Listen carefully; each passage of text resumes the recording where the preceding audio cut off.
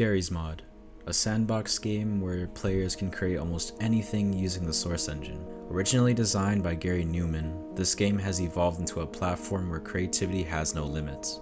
Join us as we dive deep into the origins, the eeriness, and legends about the game GARRY'S mod.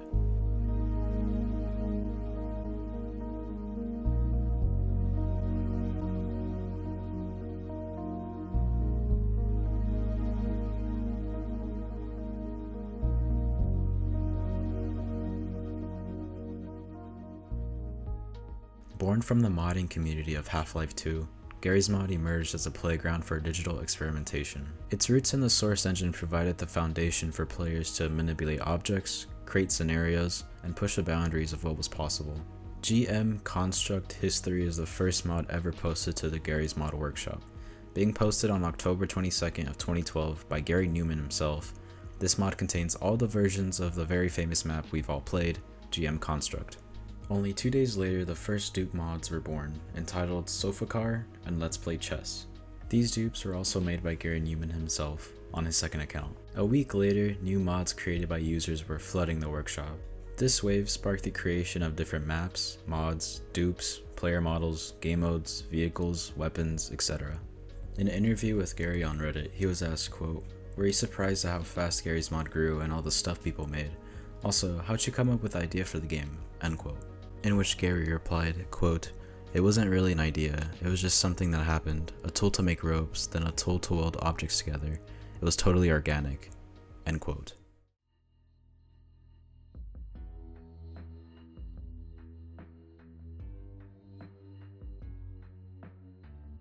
What sets GARRY'S mod apart is its ability to seamlessly blend horror, creativity, and an unsettling eeriness. From surreal landscapes to glitchy characters to weird maps, the game often takes on an otherworldly atmosphere. For example, the map GM Shambles.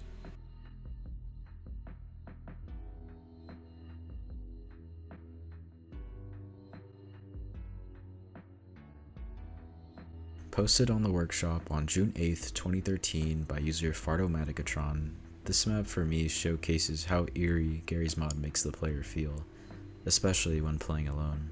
The noisy yet empty environment, the constant feeling of being watched from one of the abandoned houses, the feeling of someone following you. These feelings never escape me when I play this map. A thread entitled, quote, "Official GM Shambles Mystery Thread," end quote, shows me that I am not the only person who thinks this. Discussions range from player models randomly changing sizes to potentially haunted areas within the map to a lot of gnome hunts. In 2015, the creator, Fardomaticatron, passed away. This map will always be a staple of the GARRY'S mod community. May they rest in peace.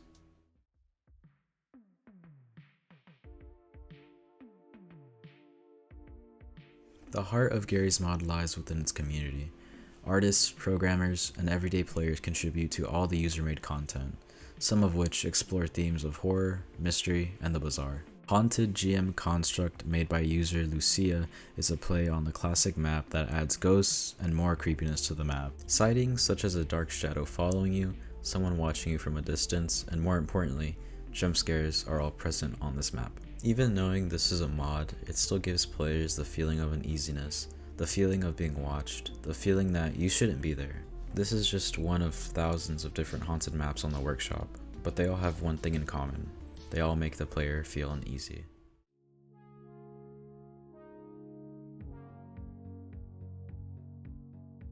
Like any digital universe, GARRY'S mod has its share of urban legends and myths. From various haunted maps to mysterious sightings within the game, players have reported encounters that blur the line between fiction and reality.